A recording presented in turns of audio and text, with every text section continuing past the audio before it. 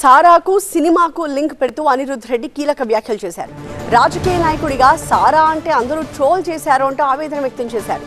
సినిమాల్లో యాక్టర్లు సారా పట్టుకుంటే హీరోలు, మరి నాయకులు సారా అంటే జీరోలా అని ప్రశ్నించారు.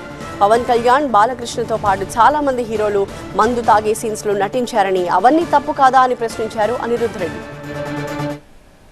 ఒక రాజకీయ నాయకుడిగా నేను సారా అంటే మాత్రం అందరు ట్రోల్ చేస్తారు.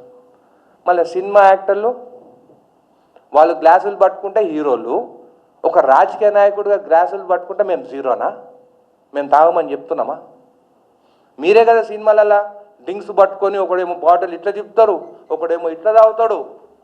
ఖుషి మూవీ చూసినాం మొన్న, దాంట్లో పవన్ కళ్యాణ్ ఆలీ ఉంటాడు. ఆలీ ఇట్లా ఇంటి ప్యాకెట్లు పెట్టుకొని, అది 2000 టైంలో అప్పుడు అరాక్ బ్యాండ్ మన తెలంగాణ ఏరియాలో ధూల్పేట నుంచి తెచ్చిందని చెప్పి మన ధూల్పేట వాళ్ళని చిన్న చూపుగా చూపించినారు. అంటే అక్కడ ప్యాకెట్లు దొరుకుతాయని చూపించినారు. పవన్ కళ్యాణ్ తాగకుండా తొక్కు నాకుతాడు. మళ్ళీ ఇదేం కల్చరు? నేనేం నెగిటివ్ చెప్తలేను పవన్ కళ్యాణ్ గురించి, అది మూవీలాగా చూడాలి. కానీ యూత్ ఏం చూస్తారు, అరే మా యాక్టర్ ఇంకో గుడంబా తాగుతాడు, అది ఎక్కడ దొరుకుతుంది అని పోయి ధూల్పేట పోతామంటారు. అదైతే కరెక్టు. ఒక రాజకీయ నాయకుడిగా నేను సారా అంటే మాత్రము అరుగో కాంగ్రెస్ ఎమ్మెల్యే సారా తాగమంటు, నేను తాగమని చెప్తలేను. నేను ఇప్పటికి చెప్తున్నా తాగొద్దంటున్నాను. కానీ మార్కెట్లో దొరికేది ఏంది, మన కల్చర్ ఏంది? అదే బాలకృష్ణ మామాయికి పెగ్గులా అంటే పప్పులలో మామాయికి పెగ్గులా అని 1, 2, 3 పెగ్గులు తాగుతున్నారు.